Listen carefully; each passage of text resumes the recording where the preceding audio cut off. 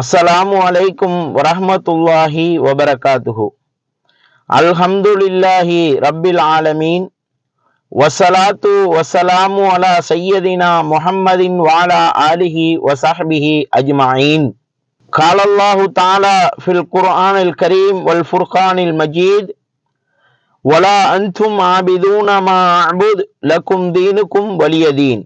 நான் வணங்குபவனை நீங்கள் வணங்குபவர்களும் அல்ல, உங்களுடைய மார்க்கம் உங்களுக்கு, என்னுடைய மார்க்கம் எனக்கு என்ற அல்லாஹுடைய இறைவசனத்தை நினைவு கூர்ந்தவனாக, அன்பிற்குரிய உறவுகளே, இஸ்லாமிய சொந்தங்களே, அல்லாஹுவால் ஏற்றுக்கொள்ளப்பட்ட, இறைவனால் பூரணப்படுத்தப்பட்ட இஸ்லாமிய மார்க்கத்தை நாம் கடைபிடித்தவர்களாக இந்த உலகத்திலே நாம் வாழ்ந்து கொண்டிருக்கிறோம். இந்த நிலையிலே நமது இந்த இஸ்லாமிய மார்க்கத்தை நோக்கி மாற்று மத சகோதரர்கள் சிலர்களால் விமர்சனங்கள் ஏற்படுவதை நாம் பார்க்கின்றோம். இந்த விமர்சனம் என்பது இஸ்லாத்தை நோக்கி புதிதாக வரக்கூடியவையா? அப்படி கிடையாது. நபிகள் நாயகம் ஸல்லல்லாஹு அலைஹி வஸல்லம் அவர்கள் காலம் தொட்டும், இந்த இஸ்லாம் உருவான காலம் தொட்டும் எதிரிகளால் இந்த விமர்சனங்கள் என்பது அதிகமாக வருவதை நம்ம பார்க்கிறோம். ஆனால் இந்த விமர்சனங்களின் மூலமாக இஸ்லாத்திற்கு இதுவரை காலமும் ஏதாவது களங்கம் ஏற்பட்டிருக்கின்றதா, அல்லது அவர்களால் களங்கம் ஏற்படுத்தப்பட்டிருக்கின்றதா என்று பார்த்தால் ஒரு துளியும் கூட கிடையாது. இந்த இஸ்லாத்தை விமர்சிக்க ஆரம்பித்தவர்களே அல்லாஹுடைய மாபெரும் கருணையால் நேர்வழியின் மூலமாக இஸ்லாத்தை தழுவிய ஏராளமான வரலாறுகள் இருப்பதை நம்ம பார்க்கிறோம். இஸ்லாத்தை விமர்சிக்க கூடியவர்கள் எப்படியானவர்கள் என்று சொன்னால், இதுல ரெண்டு வகையினராக இருக்கிறார்கள். ஒரு சாரார் எப்படி இஸ்லாத்தை அரைகுறையாக தெரிந்திருப்பார்கள், இஸ்லாத்தினுடைய சட்ட திட்டங்களை முழுமையாக படித்திருக்க மாட்டார்கள், ஏதாவது அங்க ஒருத்தர் சொல்லியிருப்பதை அல்லது ஏதாவது கேள்விப்பட்டதை வைத்து விமர்சிக்க கூடியவராக இருப்பார். இப்படி விமர்சிக்கக்கூடிய மாற்று மத சகோதரர்களுக்கு நாம் இஸ்லாத்தினுடைய முழுமையான விளக்கங்களை அவர்களுக்கு கொடுக்கின்ற பொழுது, நீங்க சொல்லுவது தவறு, நீங்கள் சொல்லுவது அரைவாசியைத்தான் சொல்லுகிறீர்கள், இஸ்லாத்திலே முழுவதுமாக படித்து பாருங்கள், இவ்வாறான சரியான கருத்துக்கள் சொல்லப்பட்டிருக்கின்றது என்று அவர்களுக்கு, அந்த விமர்சகர்களுக்கு சொல்லுகின்ற பொழுது அதனை அவர்கள் ஏற்றுக்கொள்ளக்கூடிய மனநிலையிலே இருக்கக்கூடிய மாற்று மத சகோதரர்களை நாம் பார்க்கின்றோம். இன்னொரு சாரார் இஸ்லாத்தை விமர்சிக்க கூடியவர்கள், இவர்கள் எப்படி இஸ்லாத்திற்கு களங்கம் ஏற்படுத்த வேண்டும், இஸ்லாமிய மார்க்கத்தை மக்கள் மத்தியிலே அசிங்கப்படுத்த வேண்டும், இனங்களுக்கிடையே குரோதத்தை உண்டு பண்ண வேண்டும் என்பதற்காக வேண்டி பல்வேறு முறைகளிலே இஸ்லாத்தை நோக்கி விமர்சனங்களை எரியக்கூடியவர்களாக இருப்பார்கள். இந்த விமர்சனங்கள் எல்லாம் ஏதாவது இஸ்லாத்தினுடைய அரைகுறை வார்த்தைகளை மாத்திரம் இவர்கள் சொல்லி விமர்சிக்க கூடியவர்களாக இருப்பார்கள். இஸ்லாம் சொல்லக்கூடிய செய்தியிலே பாதியை மறைத்து பாதியை சொல்லக்கூடியவர்களாக மக்கள் அதை கேட்கின்ற பொழுது, இஸ்லாம் இப்படி ஒரு கொடூரமான மார்க்கமா, இஸ்லாம் இப்படி ஒரு இரக்கமில்லாத மார்க்கமா என்று யோசிக்கின்ற தன்மையை உருவாக்கக்கூடிய பாதி கருத்தை மறைத்து பாதி கருத்தை மக்களுக்கு மத்தியிலே சொல்லி இஸ்லாத்தின் மீது வன்மத்தை கக்கக்கூடியவர்களாக இருப்பார்கள். உதாரணத்துக்கு சொல்வதாக இருந்தால் எத்தனையோ விஷயங்களை சொல்லலாம்.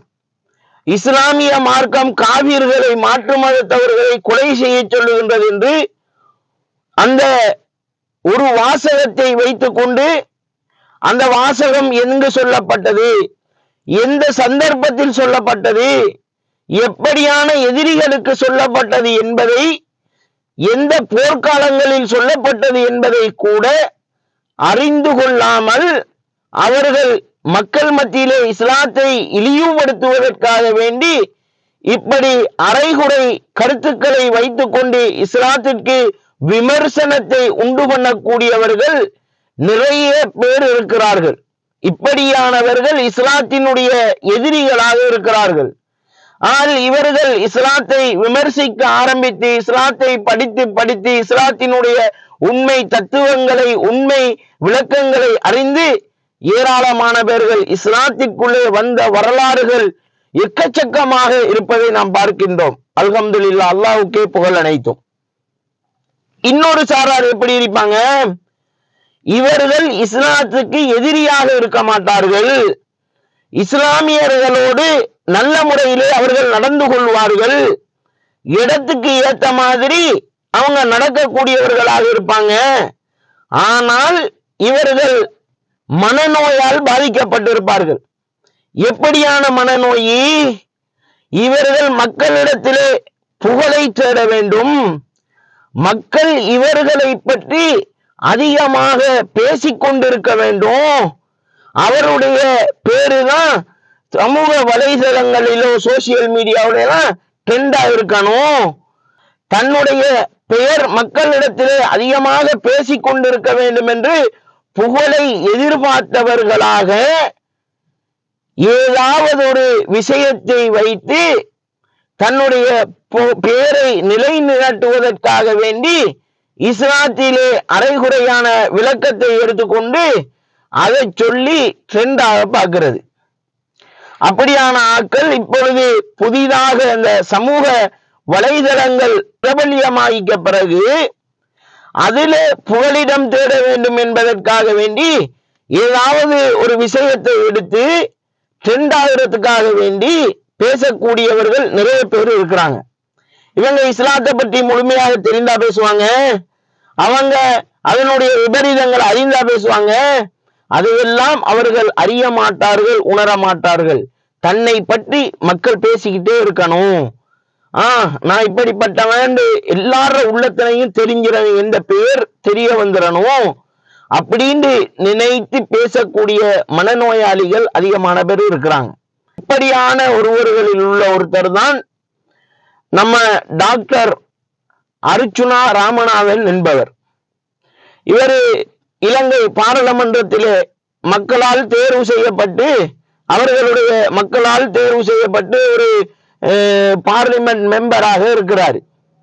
இவர் என்ன செய்கின்றார், பார்லிமெண்டிலே வைத்து இஸ்லாத்தினுடைய சட்ட திட்டங்களை பேசுகிறார். அது அவர் முழுமையாக தெரிந்தா பேசுறாரு, இஸ்லாம் சொல்லக்கூடிய விஷயங்களை எல்லாம் அவர் அறிந்தா பேசுறாருன்னு பார்த்தா அப்படி கிடையாது. இவருடைய நிலையை நாம் பார்க்கின்ற பொழுது, இவருடைய பேச்சுக்கள், இவருடைய நடவடிக்கைகள் எல்லாத்தையும் நீங்க பார்த்தீங்கன்னு சொன்னா, சமூகத்துக்கு மத்தியில தான் ஃபேமஸ் ஆக வேண்டும் என்பதற்காக வேண்டி எதையாவது ஒன்றை பேசிக் கொண்டிருப்பதை நாம் சமகாலமாக பார்த்து வருகின்றோம். இவர் அந்த மென்டாலிட்டியில உள்ளாள். தன்னுடைய பேரு மக்கள் மத்தியில பேசப்பட வேண்டும், சமூக வலைதளங்களிலே பேசப்பட வேண்டும் என்று ஏதாவது ஒன்றை உணரக்கூடியவராக இவர் காணப்படுகிறார். இந்த அர்ச்சுனா என்பவர் என்ன பார்க்கிறாரு, நம்முடைய பெயர் எப்படியாவது சமூகத்துக்கு மத்தியிலே பேசப்பட்டு கொண்டிருக்க வேண்டும் என்பதற்காக வேண்டி மனநிலை பாதிக்கப்பட்டவரை போல ஏதோ ஒரு விஷயத்தை நம்ம இப்ப ட்ரெண்டாக்கணும், பேசணும், அப்படியான ஒன்றை பேசினால்தான் சமூகத்துக்கு மத்தியிலே நாம் பேசப்பட்டு கொண்டிருப்போம் என்று இவர் யோசிச்சு என்ன செய்கிறாரு, இஸ்லாமிய மார்க்கத்தினுடைய சட்ட திட்டங்களை அரைகுறையாக அறியாமல் பேசுகிறார். இவர் புத்த மதத்தினுடைய சட்டத்தை பேச முடியுமா? அவர் பேசி இருந்தால் அதற்கு அவர் வேற மாதிரி விளைவுகளை சந்தித்திருப்பார். அதனால் அவர் அதை கையில் எடுக்கவில்லை. சரி, அவருடைய மதங்களிலே உள்ள விஷயங்களை, அவர்களுடைய மதம் சார்ந்த விஷயங்களை பேச முடியுமா? அப்படி பேசினால் அடுத்த தடவை ஓட்டு கேட்க போனால் மக்கள் செருப்பால் அடித்து திரட்டுவார்கள். அதை பேசியும் பிரபலியமாக மக்கள் மத்தியிலே புகழப்படக்கூடியவராக, பேசப்படக்கூடியவராக மாற முடியாது. அப்ப நம்ம என்ன செய்வோம்? இஸ்லாமியர்களை சீண்டி பார்ப்போம், இஸ்லாம் மார்க்கத்துக்குள்ள மூக்க நுழைச்சு பார்ப்போம், இஸ்லாமியர்களை உரசி பார்ப்போம் என்று இஸ்லாத்தினுடைய சட்ட திட்டங்களை அறியாதவராக, இஸ்லாத்தினுடைய சட்ட திட்டங்களை படிக்காதவராக, இஸ்லாத்தினுடைய சட்ட திட்டங்களை குறை கண்டு நாட்டினுடைய சட்டத்தோடு ஒப்பிட்டு அதோடு சேர்த்து அவர் உள்டாவாக அடித்து விடுவதை நம்ம பார்க்கக்கூடிய வகையிலே இருக்குது. இவருடைய பதிவுகளை பார்க்கின்ற பொழுது எப்படி இருக்குது? இவர் ஏதோ இஸ்லாமிய பெண்கள் மீது அக்கறைப்பட்டவர்களாக, சமூக பற்றுள்ளவரை போன்று பேசுவதை போன்று, நியாயம் கேட்பதை போன்று இவருடைய பேச்சுக்களை அவர் அமைக்கின்றார். இவர் உண்மையிலேயே சமூக அக்கறை உள்ளவராக இருக்கின்றாரா என்பதை அவரினுடைய முகநூலிலே போய் பார்த்தீர்கள் என்றால் தெரியும். பார்லிமெண்டிலே இஸ்லாத்தினுடைய சட்டத்தை அரைகுறையாக அறிந்து பேசிவிட்டு பேஸ்புக்கிலே வந்து போடுறாரு. எப்படி? இதுவரைக்கும் நான் பேசியதற்கு முஸ்லிம் பெண்கள் எவர்களும் ஆட்சேபணிக்கவில்லை, மறுத்து தெரிவித்து சொல்லவில்லை. அப்ப அதை வச்சு அவர் என்ன சொல்ல வராரு? ஏதாவது சொல்லுங்களா, என்ன பத்தி ஏதாவது பேசுங்க, அவருடைய மனநிலை என்ன சொல்ல வருது? நான் இப்படி உங்களை பத்தி பேசி இருக்கிறேன், அதுக்கு எதிர்த்து பேசி, இல்லாட்டி சரின்னு பேசி, எதையாவது பேசி இந்த முகநூலிலே என்ன பத்தி பேசிக்கொள்ளுங்கள், சமூக வலைதளங்கள்ல பேசிக்கொள்ளுங்கள் என்பதை பார்க்கிறோம். அது மாதிரி அவருடைய பதிவுகளை பாருங்கள். 9 வயது தாய்க்கு பிறந்தவர்களுக்கெல்லாம் நான் பதில் சொல்ல வேண்டியதில்லை. இப்படி இஸ்லாத்தினுடைய சில செயல்பாடுகள், திருமணங்களினுடைய வீடியோக்களை எல்லாம் போட்டு மக்களினுடைய உணர்வுகளை தூண்டக்கூடிய ஒரு கயமை செயலை செய்யக்கூடியவராக அர்ச்சுனா ராமநாதன் என்பவர் செயல்படுகிறார். அவர் தங்கத்தை உரசி பார்க்கிற மாதிரி இஸ்லாமியர்களை உரசி பார்க்க நினைக்கிறார். அப்ப இந்த மாதிரி இவருடைய பதிவுகள், இவருடைய பேச்சுக்கள், இதனை எல்லாம் யோசித்து சிந்தித்து பார்த்தீர்கள் என்று சொன்னால் இவர் உசுப்பேத்திரத்துக்கு தான் பேசுறாரு. அவரை பற்றி மக்கள் மத்தியிலே பேசப்பட வேண்டும். அதற்காக வேண்டி அந்த மாதிரி ஒரு மனநோயினால் பாதிக்கப்பட்ட ஒரு மனிதருடைய பேச்சை போன்றுதான் இவருடைய பேச்சுக்கள் இருப்பதை நம்ம பார்க்கிறோம். இவர் உண்மையிலேயே ஒட்டுமொத்த பெண்களினுடைய வாழ்க்கையின் அக்கறை கொண்டவராக இருந்தால், முதலாவது நீங்க என்னத்தை பத்தி பேசணும்? நீங்க பேசுங்க பார்ப்போம். தைரியம் இருந்தால், அக்கறை இருந்தால் நீங்கள் மதுவை ஒழிக்க வேண்டும். சாராய கடை எல்லாம் கேடு. சாராய கடையால தானே நிறைய பேர் குடித்து விட்டு நிறைய பெண்கள் வாழ்க்கை இல்லாம அலைகிறாங்க. எத்தனையோ பெண்கள் இந்த சாராயத்தினால், மதுபானத்தினால், அதை குடித்து விட்டு கணவன்மார்கள் செல்வதனால் எத்தனையோ பெண்களுடைய வாழ்க்கை சீரழிந்து போய் சின்ன பின்னமாகி நிம்மதி இல்லாமல் இருக்கிறார்கள். நீங்க சமூக அக்கறை உள்ளால் தானே. அப்ப இத மூட சொல்லி பேசலாமே. இத மூட சொல்லி உங்களால போராட்டம் நடத்த முடியுமா? பேச முடியுமா? சமூக அக்கறை என்று நீங்கள் நடிக்கின்றீர்கள். ஏதாவது ஒரு விஷயத்தை எடுத்து பேசி சமூகத்துக்கு மத்தியிலே எப்படியான குழப்பங்கள் உண்டானாலும் பரவாயில்லை, தன்னை பற்றி பேசக்கூடியவர்களாக இருக்க வேண்டும் என்று ஏதாவது ஒன்றை அரைகுறையாக அறிந்து பேசுகின்ற ஒரு மனநிலை பாதிக்கப்பட்டவரை போன்று புகழுக்காக வேண்டி இஸ்லாத்தை விமர்சிக்கக்கூடியவர்களாக இருக்கிறார்கள். அப்ப இப்படியானவர்களை நாம் கண்டுகொள்ள தேவையில்லை. இவர்களுக்கு நாம் பதிலளித்தாலும் இவர்கள் பதிலை ஏற்றுக்கொள்வார்களா? இவங்க ஏற்றுக்கொள்ள மாட்டாங்க. ஆனாலும் நாம் இஸ்லாத்தை நோக்கி விமர்சனங்கள் வருகின்ற பொழுது நம்ம பதில் சொல்றதுக்கு, அதை தெளிவுபடுத்துவதற்கு நம்ம கடமைப்பட்டிருக்கிறோம். இவர் சொல்லக்கூடிய குற்றச்சாட்டுக்கள்ல இஸ்லாத்தை பற்றி சொல்லக்கூடிய விமர்சனங்கள்ல ஒண்ணு என்ன, இந்த திருமண விஷயத்திலே இஸ்லாமிய மார்க்கம் பெண்களுக்கு அனுமதி இல்லாமல் வற்புறுத்தி திருமணத்தை நடத்துகிறது, அவங்களோட விருப்பப்படி திருமணம் நடக்கிறது கிடையாது அப்படின்ற மாதிரி ஒரு கதையை சொல்லுகிறார். முதலில் இவர் இஸ்லாத்தை படித்திருக்கிறாரா? இஸ்லாத்திலே இப்படி பெண்களுக்கு அநீதம் இழைக்கப்படுகின்றதா? இஸ்லாத்திலே பெண்களை இப்படி அடிமைப்படுத்தப்படுகின்றார்களா? இஸ்லாமிய மார்க்கம் பெண்களுக்கு கொடுக்கின்ற சுதந்திரத்தை போன்று ஆண்களுக்கு எப்படி சுதந்திரம் கொடுக்கின்றதோ அது மாதிரி தான் பெண்களுக்கும் சம உரிமை சுதந்திரம் இருக்கின்றது. இஸ்லாம் பெண்களை பாதுகாப்பது போன்று உலகத்திலே எந்த மதங்களும் பாதுகாப்பது கிடையாது. இஸ்லாத்துக்கு நிகராக பெண்களை பாதுகாப்பது போன்று உலகத்திலே எதுவும் வந்துவிட முடியாது. எந்த நாட்டினுடைய சட்ட திட்டங்களும் அந்த அளவுக்கு இருக்காது. இஸ்லாத்தினுடைய சட்ட திட்டங்கள், பெண்களுக்கு சொல்லக்கூடிய சட்ட திட்டங்கள் எல்லாம் அவ்வளவுக்கு பாதுகாப்பானது. இஸ்லாத்திலே ஒரு பெண் திருமணம் முடிக்கப்படுகின்றாள் என்று சொன்னால் அவளுடைய திருமணம் அனுமதி இல்லாமலா நடத்தப்படும்? அப்படி இஸ்லாத்தில நடத்துவதற்கு தடை இருக்கின்றது. இஸ்லாத்திலே ஒரு பெண் அனுமதி கோரப்பட வேண்டும். அவளிடத்திலே அனுமதி கேட்டு அவள் சம்மதித்தால் தான் திருமணம் நடத்தணும் என்று எங்களுடைய தூதர் எங்களுக்கு முகமது நபி அவர்கள் வழிகாட்டி வருகிறார்கள். எப்படி ஒரு ஆண் தனது விருப்பத்தின்படி மணப்பெண்ணை தேர்வு செய்கின்றானோ அதே மாதிரி இஸ்லாத்திலே இஸ்லாமிய பெண்களும் தனது மணமகனை அவர்களுடைய விருப்பத்திற்கு ஏற்றவாறுதான் தேர்வு செய்ய வேண்டும் என்று எங்களுடைய முன்மாதிரி தூதர் முகமது நபி அவர்கள் வழிகாட்டி இருக்கிறார்கள்.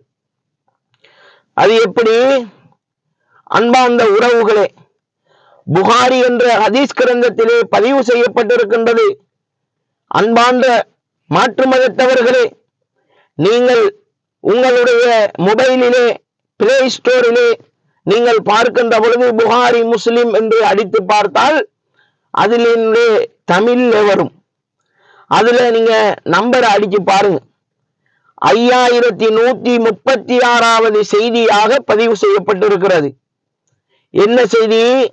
அபூ ஹுரைரா ரலியல்லாஹு அன்ஹு அவர்கள் அறிவிக்கிறார்கள். சொல்றாங்க, நபிகள் நாயகம் ஸல்லல்லாஹு அலைஹி வஸல்லம் அவங்க சொல்றாங்க, எப்படி? லா துன்கஹுல் ஐயிமு ஹத்தா துஸ்தமர, ஒரு விதவை பெண், கணவனை இழந்த பெண், ஒரு விதவை பெண், ஹத்தா துஸ்தமர, அவள் அனுமதி கேட்கப்படுகின்ற வரைக்கும், திருமணம் முடிப்பதற்கு அவளிடத்தில் அனுமதி கேட்கப்படுகின்ற வரைக்கும் அவளுக்கு திருமணம் நடத்தப்படக்கூடாது. வலா துன்கஹுல் பிக்ரு ஹத்தா துஸ்தஅதன, ஒரு கன்னிப்பெண் அவளிடத்தில் சம்மதம் கேட்கப்படுகின்ற வரைக்கும் திருமணம் அவளுக்கு நடத்தக்கூடாது. அப்பொழுது நபித்தோழர்கள் நபிகள் நாயகம் ஸல்லல்லாஹு அலைஹி வஸல்லம் அவங்கள்ட்ட கேட்கிறாங்க, காலு யா ரசூலல்லாஹ், அல்லாஹ்வின் தூதர் அவர்களே, வகைஃப இதுனுஹா, கன்னிப்பெண்ணிடத்திலே எப்படி நாங்கள் அனுமதி கேட்பது? கன்னிப்பெண்கிட்ட எப்படி அனுமதி கேட்கிறது? அவகிட்ட கேட்டா அவங்க வாயால அனுமதி சொல்லுவாங்களா? வெக்கத்துல சொல்ல மாட்டாங்க. அப்ப ரசூலுல்லாஹ் சொல்லுவாங்க, நீங்க அவங்ககிட்ட அனுமதி கேளுங்க. அந்த நேரத்திலே அவர்கள் கால அந்தஸ்குத, அவர்களுக்கு விருப்பமாக இருந்தால் அவர்கள் மௌனமாக இருப்பார்கள். அவங்களுக்கு விருப்பமாக இருந்தால் அவர்கள் மௌனமாக இருப்பார்கள். இன்னொரு செய்தியில அகமது என்ற ஹதீஸ் கிரந்தத்துல 7131வது செய்தியாக பதிவு செய்யப்பட்டிருக்கிறது. அதுல கேட்கிறாங்க, கன்னி பெண்ணிடத்திலே நாம் அனுமதி கேட்கின்ற பொழுது அவங்க வெட்கப்படுவாங்களே, இன்னல் பிக்ரதஸ்தகி, அவர்கள் கன்னி பெண்கள் வெட்கப்படுவார்கள், அவர்களிடத்திலே எவ்வாறு அனுமதி கேட்கிறது என்பது என்று நபிகள் நாயகம் ஸல்லல்லாஹு அலைஹி வஸல்லம் அவங்கள்ட்ட கேட்டவுடனே ரசூலுல்லாஹ் சொல்றாங்க, கால சுகூத்துஹா ரிலாஹா, அவள் அமைதியாக இருப்பதுதான் ரிலாஹா, அவளுடைய விருப்பத்தை தெரிவிப்பது என்று நபிகள் நாயகம் ஸல்லல்லாஹு அலைஹி வஸல்லம் அவங்க சொல்றாங்க. அப்ப நபிகள் நாயகம் ஸல்லல்லாஹு அலைஹி வஸல்லம் அவர்கள் என்ன சொல்றாங்க, அனுமதி கேட்கணும். விதவை பெண்ணா இருந்தாலும் சரி, கன்னி பெண்களாக இருந்தாலும் சரி, பெண்களிடத்திலே அனுமதி கேட்கணும். ஒரு ஆண் எப்படி தன்னுடைய விருப்பப்படி திருமணம் முடிக்கிறானோ அது மாதிரி தான் பெண்களும் தான் விரும்பித்தான் திருமணம் முடிக்கணும். யாரும் வற்புறுத்தக்கூடாது, யாரும் அவர்களுக்கு வற்புறுத்தி திருமணம் முடித்து வைக்க கூடாது என்று நபிகள் நாயகம் ஸல்லல்லாஹு அலைஹி வஸல்லம் அவர்கள் இந்த அழகிய ஒரு இஸ்லாத்திலே வழிகாட்டி இருப்பதை அன்பார்ந்த உள்ளம் கொண்டவர்களே, இந்த செய்தியை சற்று சிந்தித்து பாருங்கள். இஸ்லாமிய மார்க்கம் பெண்களை வற்புறுத்தவில்லை, அடிமைப்படுத்தவில்லை, நீ முடிச்சுத்தான் ஆகணும் என்று நிர்பந்தம் செய்ய சொல்லவில்லை. ஆணை போன்று அவர்களிடத்திலேயும் விருப்பம் கேட்டு அவர்களுடைய விருப்பத்தோடு தான் திருமணம் முடிக்க வேண்டும் என்று எங்களுடைய உலகத்தின் முன்மாதிரி தூதர் முகமது நபி அவர்கள் வழிகாட்டி இருக்கிறார்கள். அதுபோல விருப்பப்படாம நம்ம திருமணம் முடித்து வைத்தோம் என்று சொன்னால் அது தவறு என்பதை அல்லாஹு தாலா உணர்த்துவதை நம்ம பார்க்கிறோம்.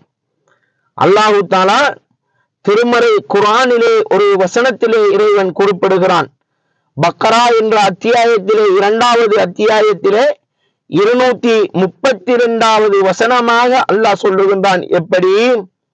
வைதா தல்லக்துமுன் நிசாஅ, நீங்கள் பெண்களை விவாகரத்து செய்தால், ஃபபலக்ன அஜலஹுன்ன, அவர்கள் தங்களுடைய காலக்கெடுவை அவர்கள் அடைந்து கொண்டால், அந்த நேரத்திலே அவர்கள் திருமணம் முடிப்பதற்கு அவர்கள் விரும்புவார்களாக இருந்தால், அவங்க அந்த திருமணம் முடிக்கின்ற அந்த நேரத்தை அடைகின்ற பொழுது அவங்க திருமணம் முடிக்கிறதுக்கு ரெடியாக இருந்தாங்கன்னு சொன்னா, ஃபலா தஅதுலுஹுன்ன, அவர்களை நீங்கள் தடுக்க வேண்டாம்.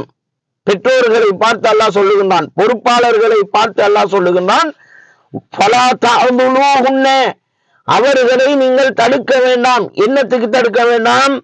ஐயன்கிஹ்ன அஸ்வாஜஹுன்ன இதா தராவு பைனஹும் பில் மஅரூஃபி, நல்ல முறையிலே அவர்களுக்கு இடையில் அவர்கள் பொருந்திக் கொண்டு அவர்களுடைய விருப்பப்படி அவர்களுடைய கணவர்களை அவர்கள் திருமணம் முடிப்பதற்கு நீங்கள் தடை செய்ய வேண்டாம், தடையாக இருக்காதீங்க, தடுக்காதீங்க என்று அல்லாஹ் திருமறை குர்ஆனிலே எச்சரிக்கிறான்.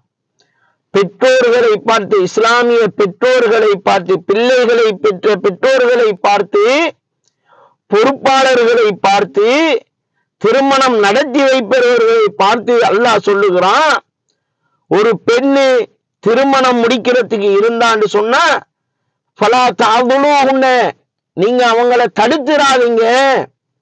எப்படி? அல்லாஹ் சொல்றான் அதுல, இதா தராவு பைனஹும் பில் மஅரூஃபி, இதா தராவு பைனஹும், அவர்களுக்கிடையில் அவர்களுக்கு விருப்பப்படி அவர்கள் பொருந்திக் கொண்டபடி நல்ல முறையிலே அவங்க திருமணம் முடிப்பதற்கு கணவர்களை பெண்கள் தேர்வு செய்கின்ற பொழுது நீங்க தடுத்துறாதீங்க. உனக்கு பிடிக்காம இருக்கலாம், அது பிரச்சனை கிடையாது. பொறுப்பாளருக்கு பிடிக்காம இருக்கலாம், அது பிரச்சனை கிடையாது. மணப்பெண்ணுக்கு பிடிச்சிருக்கு தானே, அந்த பெண்ணுக்கு பிடிச்சிருக்கலாப்பா, அதனால அவட விருப்பப்படி நீ திருமணம் செய்து வை, தடுத்துறாது என்று அல்லாஹு தஆலா திருமறை குர்ஆனிலே சொல்லிவிட்டு அல்லாஹ் சொல்லுகின்றான். எப்படி? ذَلِكَ يُوعَظُ بِهِ, இதன் மூலமாக நீங்கள் அறிவுறுத்தப்படுகின்றீர்கள், அறிவுரை கூறப்படுகின்றீர்கள். மன் கான மின்கும் யூமினு பில்லாஹி வல் யௌமில் ஆகிரி, உங்களில் யார் மறுமை நாளையும் அல்லாஹுவை நம்பிக்கை கொண்டு இந்த இஸ்லாமிய மார்க்கத்தை கடைபிடித்து இஸ்லாமிய சட்டம் சரிதான், அல்லாஹ் சொல்லுகின்றது சரியான செய்தி என்று நம்பிக்கை கொண்டிருக்கிறீர்களா? இவர்கள் யாரெல்லாம் இருக்கிறீங்களோ அவங்க மணப்பெண்களை அவர்களுடைய விருப்பப்படி அவர்களை திருமணம் முடிக்க தடையான் என்றாதீங்க. அவர்களுடைய விருப்பப்படி மணப்பெண்கள் திருமணம் முடிப்பதற்கு நீ தடையான் என்றாத. தடையான் என்றேன்னா மறுமையில உன்ன நான் கேள்வி கேட்பேன், உனக்கு தண்டனை தருவேன் என்று அல்லாஹு தஆலா குறிப்பிடுவதை நம்ம பார்க்கிறோம். அப்ப அல்லாஹ் என்ன சொல்றான்? மணப்பெண்கள் அவர்களுக்கு உரிமை இருக்கின்றது, அவர்கள் தங்களுடைய கணவர்களை தேர்ந்தெடுப்பதற்கு அவர்களுக்கு உரிமை இருக்கின்றது. அது பெற்றோர்கள் அதை தடுப்பது என்பது பாவமான காரியம், அல்லாஹ்வுக்கு மாற்றமான காரியம் என்று எங்களுடைய இறைவன் வழிகாட்டுகின்றான். எங்களுடைய தூதர் நபிகள் நாயகம் ஸல்லல்லாஹு அலைஹி வஸல்லம் அவர்கள் வழிகாட்டி இருக்கிறார்கள். அப்ப பெண்களை பாதிக்கின்றதா? இது பெண்களுக்கு சம உரிமை இஸ்லாத்துல வழங்க இல்லையா? அப்ப இது பெண்களை அடிமைத்தனப்படுத்தக்கூடிய செயலா? எதை வைத்து நீங்கள் சொல்ல வருகின்றீர்கள்? இஸ்லாத்தில முழுமையான செய்தியாக இருக்கின்றது. இஸ்லாத்தை நீங்கள் அறியாமல், இஸ்லாத்தினுடைய சட்ட திட்டங்களை தெரிந்து கொள்ளாமல் நீங்கள் இஸ்லாத்தின் மீது விமர்சனம் வைப்பது என்பது எவ்வளவுக்கு ஒரு அபத்தமான செயலி, எவ்வளவுக்கு ஒரு வங்குரோத்தான வன்மமான ஒரு செயல் காரியம். நபிகள் நாயகம் ஸல்லல்லாஹு அலைஹி வஸல்லம் அவங்க விருப்பம் இல்லாமல், ஒரு பெண்ணுக்கு விருப்பம் இல்லாமல் திருமணம் முடித்து வைக்கப்பட்டால் அந்த பெண் இந்த திருமணம் எனக்கு தேவையில்லை என்று நினைத்தால் அவள் ரத்து செய்ய முடியும், அவள் அந்த கணவனை பிரிய முடியும். நபிகள் நாயகம் ஸல்லல்லாஹு அலைஹி வஸல்லம் அவங்க பெண்ணுக்கு எந்த அளவுக்கு முக்கியத்துவம் கொடுக்கின்றார்கள், இந்த திருமணத்திலே எவ்வளவுக்கு முக்கியத்துவம் கொடுக்கின்றார்கள் என்பதை பாருங்க. நபிகள் நாயகம் ஸல்லல்லாஹு அலைஹி வஸல்லம் அவர்களிடத்திலே ஒரு பெண்மணி வராங்க. இந்த செய்தி புகாரி என்ற ஹதீஸ் கிரந்தத்திலே 5138வது செய்தியாக பதிவு செய்யப்பட்டிருக்கின்றது. ஹன்சா பின்த் ஹிதாம் என்று சொல்லக்கூடிய ஒரு பெண்மணி, ஹன்சா என்கின்ற ஒரு பெண்மணி நபிகள் நாயகம் ஸல்லல்லாஹு அலைஹி வஸல்லம் அவர்களிடத்திலே ஒரு முறைப்பாடு சொல்லுகின்றார்கள். என்ன முறைப்பாடு சொல்றாங்க? அன்ன அபாஹா ஜவ்வஜஹா வஹிய ஸய்யிபுன், அவங்க விதவையாக இருக்கின்ற நிலையில அவளுடைய தந்தை, அவர்களுடைய தந்தை அவங்களுக்கு ஒரு திருமணம் முடித்து வைத்திருக்கின்றார்கள். அந்த திருமணத்தை எப்படி முடிச்சு வச்சிருக்கிறாங்க? அவங்கள் விரும்பாத நிலையில, அந்த பெண்மணி விரும்பாத நிலையில அவங்களுடைய தந்தை அந்த திருமணத்தை முடிச்சு வச்சிருக்கிறாங்க. அப்ப அவங்க நபிகள் நாயகம் ஸல்லல்லாஹு அலைஹி வஸல்லம் அவர்களிடத்திலே செய்தியை சொல்றாங்க, அல்லாஹ்வின் தூதரே, என்னுடைய தந்தை எனக்கு என்னுடைய விருப்பம் இல்லாமல் ஒருவரை திருமணம் முடித்து வைத்திருக்கிறார், எனக்கு இந்த திருமணத்திலே விருப்பம் கிடையாது, நான் என்ன செய்வது? அல்லாஹ்வின் தூதரே, விருப்பம் இல்லாம முடிச்சாச்சிட்டு நான் வாழ்ந்துடலாமா? எனக்கு விருப்பம் கிடையாது. இந்த இஸ்லாத்திலே பெண்கள் தான் விரும்பியவாறு தன்னுடைய கணவரை தேர்ந்தெடுக்க முடியாதா? அதற்கு இஸ்லாத்திலே உரிமை இல்லையா? அதற்கு இஸ்லாத்திலே சாத்தியம் இல்லையா அப்படின்னு நபிகள் நாயகம் ஸல்லல்லாஹு அலைஹி வஸல்லம் அவங்கள்ட்ட கேட்கிறாங்க. அப்ப ரசூலுல்லாஹ் என்ன பண்றாங்க? யாரு சொன்னதுமா இஸ்லாத்துல சாத்தியம் இல்லை, இஸ்லாம் பெண்களுக்கு சம உரிமை வழங்கல்ல, இஸ்லாம் பெண்களை அடிமைப்படுத்துது, இஸ்லாம் வற்புறுத்தி திருமணம் முடிக்க வைக்குதுன்னு யாரு சொன்னது? நபிகள் நாயகம் ஸல்லல்லாஹு அலைஹி வஸல்லம் அவங்க உடனே ஃபரத்த நிக்காஹு, அவங்களுடைய திருமணத்தை நபிகளார் ரத்து செய்கின்றார்கள். அது திருமணம் கிடையாது, அதை ரத்து செய்கின்றார்கள். பெண்ணிற்கு அவள் விருப்பப்படி அவள் விரும்பியவரை மனம் முடிப்பதற்கு ஒரு ஆணுக்கு எப்படி உரிமை இருக்கின்றதோ அதை போன்று உரிமை இருக்கின்றது என்று நபிகள் நாயகம் ஸல்லல்லாஹு அலைஹி வஸல்லம் அவங்க ரத்து செய்யக்கூடிய செய்தியை நம்ம புகாரியில 5138வது செய்தியாக நம்ம பார்க்கிறோம். அந்த அளவுக்கு இஸ்லாமிய மார்க்கம் பெண்களுக்கு சம உரிமை வழங்குகின்றது. இஸ்லாமிய மார்க்கம் பெண்களை அடிமைத்துவப்படுத்தவில்லை. இதையெல்லாம் அறியாதவர்கள் அல்லது அரைகுறையாக இஸ்லாத்தினுடைய சட்ட திட்டங்களை அறிந்தவர்கள் தெரிந்தவர்கள் தான் இப்படி அரைகுறையாக விமர்சனம் செய்வதை நம்ம பார்க்கிறோம். இஸ்லாம் பெண்களுக்கு திருமணத்திலே எந்த அளவுக்கு இஸ்லாமிய மார்க்கம் அவர்களுக்கு சலுகை வழங்குகின்றது, முக்கியத்துவம் வழங்குகின்றது, எந்த அளவுக்கு சுதந்திரம் வழங்கி இருக்கின்றது, எந்த அளவுக்கு மணமகனை தேர்ந்தெடுக்கக்கூடிய சந்தர்ப்பத்தை இஸ்லாம் வழங்குகின்றது என்பதற்கு இன்னொரு செய்தியை சொல்லுகிறோம் பாருங்க. நபிகள் நாயகம் ஸல்லல்லாஹு அலைஹி வஸல்லம் அவங்க சொல்லக்கூடிய செய்தி புகாரி என்ற ஹதீஸ் கிரந்தத்திலே 2310வது செய்தியாக பதிவு செய்யப்பட்டிருக்கிறது. சஹல் இப்னு சஅத் என்கின்ற நபித்தோழர் சொல்லுகின்றார், நபிகள் நாயகம் ஸல்லல்லாஹு அலைஹி வஸல்லம் அவங்க ஒரு இடத்துல இருக்கின்ற பொழுது, அவரும் இருக்கிறார், நபித்தோழர்களும் இருக்கின்ற பொழுது, நேரடியா ஒரு பெண்மணி நபிகள் நாயகம் ஸல்லல்லாஹு அலைஹி வஸல்லம் அவர்களிடத்திலே கேட்கிறாங்க, எப்படி யா ரசூலல்லாஹ், அல்லாஹ்வின் தூதர் அவர்களே, இன்னி கது வஹபது லக மின் நப்சி, நான் உங்களை திருமணம் முடிப்பதற்கு, உங்களுக்கு என்னை நான் அன்பளிப்பாக தருவதற்கு, உங்களை திருமணம் முடிப்பதற்கு நான் விரும்புகின்றேன் என்று நபிகள் நாயகம் ஸல்லல்லாஹு அலைஹி வஸல்லம் அவங்ககிட்ட நேரடியா கேட்கின்றார்கள். அப்ப நபிகள் நாயகம் ஸல்லல்லாஹு அலைஹி வஸல்லம் அவங்க என்ன செய்யணும்? பெண்ணுக்கு தன்னுடைய விருப்பப்படி தனது கணவனை தேர்ந்தெடுப்பதற்குரிய அந்த சம உரிமை இல்லை என்றிருந்தால், அவர்கள் அடிமைத்தனமாக நடத்தப்படுவார்கள் என்றிருந்தால், அவர்கள் பெற்றோர்களுடைய விருப்பத்தின் அடிப்படையில் தான் திருமணம் முடிக்கப்பட வேண்டும் என்றிருந்தால், எங்களுடைய தூதர் அழகாக வழிகாட்டியிருப்பார்களா? ஏம்மா, நீ திருமணம் முடிக்கிறதுக்கு கேட்கிறிய, உன்னுடைய வாப்பாவை கூட்டிட்டு வா, நான் வாப்பாவோட கதைச்சிருக்கிறேன், உன்னுடைய தந்தையோடு நான் கதைத்துக் கொள்கிறேன், உன்னுடைய தந்தையிட்ட உன்னுடைய திருமணம் சம்பந்தமாக நான் கேட்கிறேன் என்று நபிகள் நாயகம் ஸல்லல்லாஹு அலைஹி வஸல்லம் அவங்க வழிகாட்டிப்பாங்க. ரசூலுல்லாஹ் சொல்றாங்க, எனக்கு இப்பொழுது திருமணம் என்ற தேவை எனக்கு இல்லை, ஏற்கனவே நான் திருமணம் முடித்திருக்கிறேன் என்று நபிகள் நாயகம் ஸல்லல்லாஹு அலைஹி வஸல்லம் அவங்க வழிகாட்டுகின்ற பொழுது, அதுக்கு பிறகும் பாருங்க, அந்த பெண்மணியை திரும்ப ஒரு நபித்தோழர் எழும்பி அல்லாஹ்வின் தூதர் அவர்களிடத்துல கேட்கிறாங்க, இந்த பெண்ணை எனக்கு மனம் முடிப்பதற்கு ஏற்பாடு செய்தாருங்கள், நான் மனம் முடித்துக் கொள்கிறேன் என்று கேட்கிறாங்க. அப்ப நபிகள் நாயகம் ஸல்லல்லாஹு அலைஹி வஸல்லம் அவங்க அந்த பெண்ணை கேட்டு அவங்களுக்கு திருமணம் முடித்து வைக்கின்றார்கள். அது நீண்ட ஒரு சம்பவம். ஆனால் நபிகள் நாயகம் ஸல்லல்லாஹு அலைஹி வஸல்லம் அவங்க என்ன செய்யறாங்க? உன்னோட வாப்பாட்ட கேட்கணும், உன்னுடைய தாயிடத்தில் கேட்கணும், உன்னுடைய தந்தை இடத்தில் கேட்கணும், அவர்கள்ட்ட கேட்டு முடிவெடுத்து அவர்களுடைய விருப்பப்படிதான் திருமணம் நடத்தணும்னு நபிகள் நாயகம் ஸல்லல்லாஹு அலைஹி வஸல்லம் அவங்க எதிர்பார்த்தாங்களா? அல்லது திருமணம் முடிக்கப்படுகின்ற ஒரு பெண்ணினுடைய சம்மதம் இருந்தால் போதும் என்று அல்லாஹ்வின் தூதர் அவர்கள் வழிகாட்டி இருக்கிறார்களா?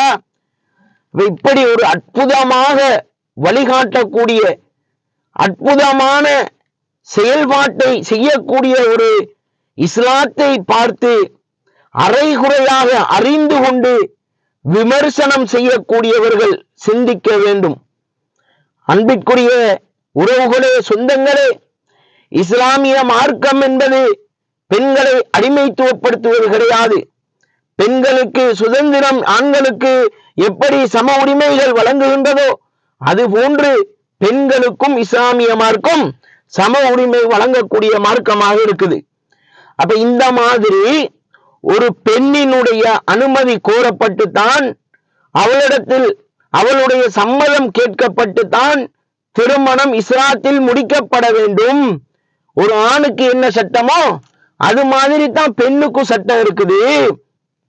அதே போல இஸ்லாமிய மார்க்கத்துல அவ விருப்பப்படாம திருமணம் முடிச்சு கொடுக்க கூடாது. அது இஸ்லாமிய பெற்றோர்களுக்கு கடமை. அவளுடைய சம்மதத்தை கேட்டுத்தான் திருமணம் முடித்து கொடுக்கணும், இல்லாட்டி மறுமையில தண்டனை இருக்கின்றது என்று இந்த அழகிய மார்க்கத்தை விளங்கிய அல்லாஹ் என்ற இறைவன் சொல்லுவதையும் அன்பார்ந்த சகோதரர்களே நீங்கள் சிந்திக்க கடமைப்பட்டிருக்கிறீர்கள். அதே போல இஸ்லாமிய மார்க்கம் இந்த மாதிரி பெண்ணுக்கு சம உரிமை வழங்குகின்றது. அவளுடைய விருப்பப்படி திருமணத்தை முடித்து வைக்கின்றது. அப்படியான இந்த மார்க்கம் பெண்ணுக்கு இன்னொரு பாதுகாப்பையும் போடுகின்றது. திருமணத்துல பெண்ணுக்கு ஒரு பாதுகாப்பை ஏற்படுத்துது. என்ன? இன்னைக்கு நிறைய பெண்கள் தன்னுடைய விருப்பப்படி, தன்னுடைய பெற்றோர்களின் பொறுப்பு இல்லாமல், கண்காணிப்பு இல்லாமல், தன்னுடைய விருப்பப்படி தனியாக சென்று திருமணம் முடிக்கின்ற பொழுது ஏமாற்றப்படுகின்றார்கள். அவர் திருமணம் எப்ப முடிச்சானே தெரியாது, அவரோடு இல்லற வாழ்க்கையில் ஈடுபட்டு அப்படி விட்டுட்டு ஓடக்கூடிய எத்தனையோ செய்திகளை நாம் பார்க்கின்றோம். பெண்கள் கர்ப்பமாக பெற்றோர்களிடத்திலே நிற்கக்கூடிய செயல்பாடுகளை நம்ம பார்க்கிறோம். பெண்கள் ஏமாற்றப்படுவதை இந்த உலகத்திலே நம்ம நிறைய பெண்களினுடைய வாழ்க்கையை நாம் பார்க்கக்கூடியவர்களாக இருக்கிறோம். அதனால இஸ்லாம் என்ன சொல்லுது? பெண்களை இலகுவான முறையிலே ஏமாற்றி விடுவார்கள். இஸ்லாத்தில ஆண்கள் தான் பெண்களுக்கு மகர் கொடுத்து, அவர்கள் கேட்கின்ற பெண்கள் கேட்கின்ற தொகையை கொடுத்து, இஸ்லாத்தில மகர் கொடுத்து தான் பெண்கள் மகர் கேட்டுத்தான் திருமணம் முடிக்கணும். அதுதான் இஸ்லாம் காட்டுகின்ற வழிமுறை. அப்ப அதில எல்லாம் ஏமாற்றி விடுவார்கள் என்று இஸ்லாம் ஒரு பொறுப்புதாரியை இஸ்லாம் பெண்களுக்கு அவசியமாக்குகின்றது. நீ திருமணம் முடிச்சுக்க உன்னை விருப்பப்படி விரும்பியவரை நீ திருமணம் முடிப்பதற்கு உனக்கு உரிமை உண்டு. உன்னுடைய விருப்பப்படிதான் திருமணம் நடக்கும். ஆனாலுமா நீ பலவீனமா இருக்கிற உன்னை ஏமாத்திடுவானுவோ, நீ ஒரு பொறுப்புதாரியை நீ ஏற்படுத்தி கொள் என்று இஸ்லாமிய மார்க்கம் சொல்லுகின்றது.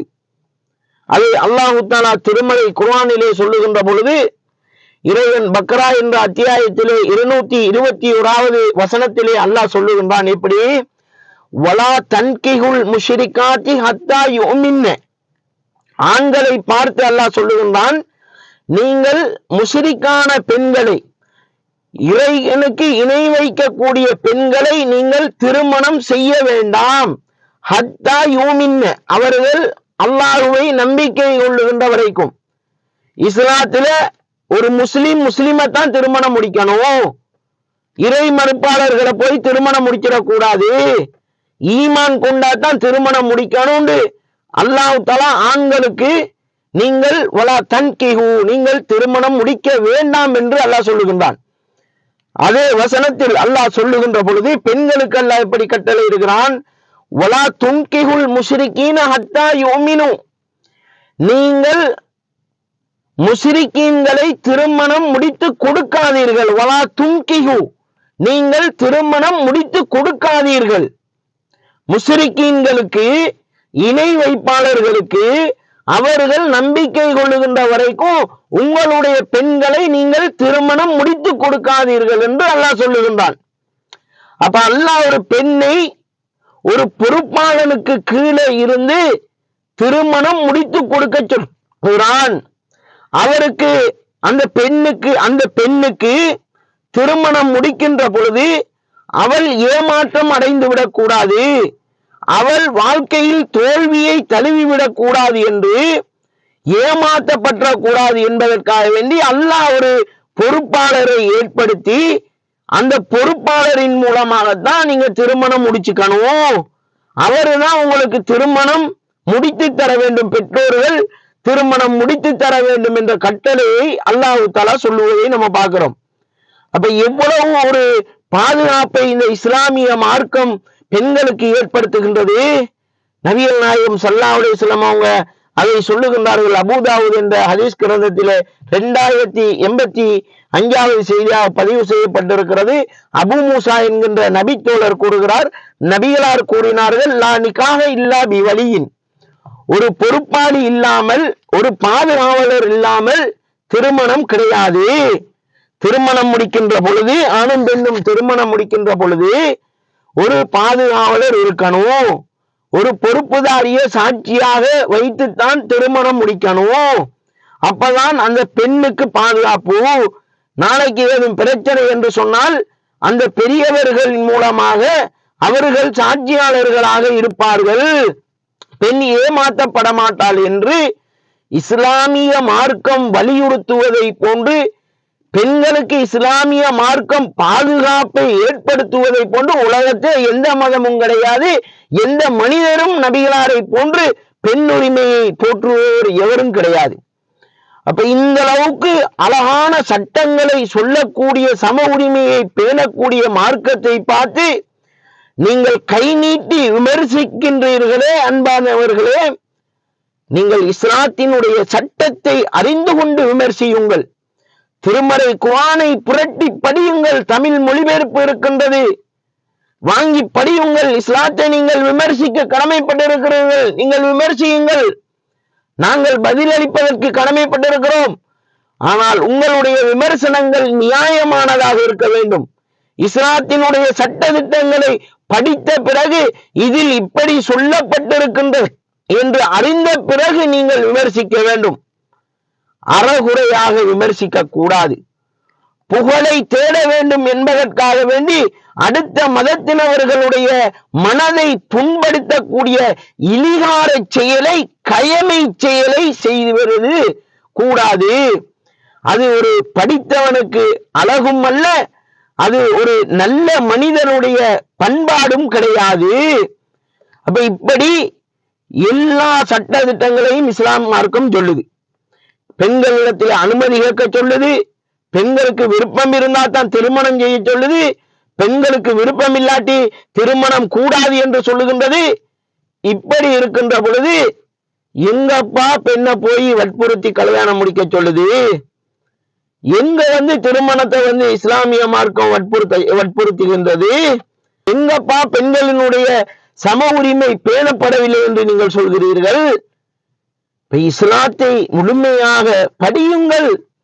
இஸ்லாத்தினுடைய சட்ட திட்டங்களை, இஸ்லாத்தினுடைய விவாகரத்து சட்ட திட்டம் எல்லாம் ஒரு ஆண் எப்படி பெண்ணை விவாகரத்து செய்ய முடியுமோ அது போல இஸ்லாமிய மார்க்கம் பெண்ணுக்கும் சிறப்பு வழங்கி, உனக்கும் விருப்பம் இல்லையா, நீயும் விவாகரத்து செய்து கொள்ள முடியும், விருப்பம் இல்லாம வாழ தேவையில்லை என்று இஸ்லாமிய மார்க்கம் அழகான முறையிலே வழிகாட்டுகின்றது. திருமறையை புரட்டி படித்து பாருங்கள். விவாகரத்து என்ற ஒரு சூறாவே இருக்கின்றது, அத்தியாயமே இருக்கின்றது, அதனை படித்து பாருங்கள். விவாகரத்து சம்பந்தமாக வரக்கூடிய சட்ட திட்டங்களை படித்து பாருங்கள். இஸ்லாம் பெண்களுக்கு பாதுகாப்பளிக்கின்றது, அநீதம் இழைக்கவில்லை. ஒரு பெண்ணை லேசான முறையில ஒருத்தன் தலாக் சொல்லிட்டு போயிட முடியாது, விவாகரத்தை சொல்லிவிட்டு போய்விட முடியாது, காரணம் இருக்கணும். அது போல அவனுக்கு செய்ய வேண்டிய எல்லா கடமைகளையும் அவன் செய்யணும். இப்படியெல்லாம் நிறைய சட்ட திட்டங்களை எங்களது மார்க்கம் அழகான முறையிலே சொல்லித் தருகின்றது. அன்பார்ந்தவர்களே, இந்த மார்க்கத்திலே வற்புறுத்தல் கிடையாது. நீங்கள் இஸ்லாத்தை படியுங்கள், படித்துவிட்டு இஸ்லாத்தை விமர்சிக்க வாருங்கள். ஆகவே அன்பிற்குரிய உறவுகளே, சொந்தங்களே, இந்த இஸ்லாமிய மார்க்கம் சொல்லக்கூடிய அனைத்து சட்ட திட்டங்களும் மனிதனுக்கு உகந்ததாக இருக்கின்றது. பெண்களுக்கு பாதுகாப்பளிக்க கூடியதாக, பெண்களுக்கு சம உரிமை வழங்கக்கூடியதாக இஸ்லாத்தினுடைய அனைத்து சட்ட திட்டங்களும் இருப்பதை இஸ்லாம் நமக்கு சொல்லி காட்டுகின்றது. நமது தூதர் அவர்கள், முகம்மது அவர்கள் நமக்கு வழிகாட்டுகின்றார்கள். இதனை நாம் அனைவர்களும் அறிந்தவர்களாக, இதனை நாம் கடைபிடித்தவர்களாக வாழ்வதற்கு வல்ல ரஹ்மான் அருள் செய்வானாக என கேட்டு இந்த உரையை முடித்துக் கொள்கின்றேன். வாஹிரு தவ்வானா அனில் ஹம்துலில்லாஹி ரப்பில் ஆலமீன்.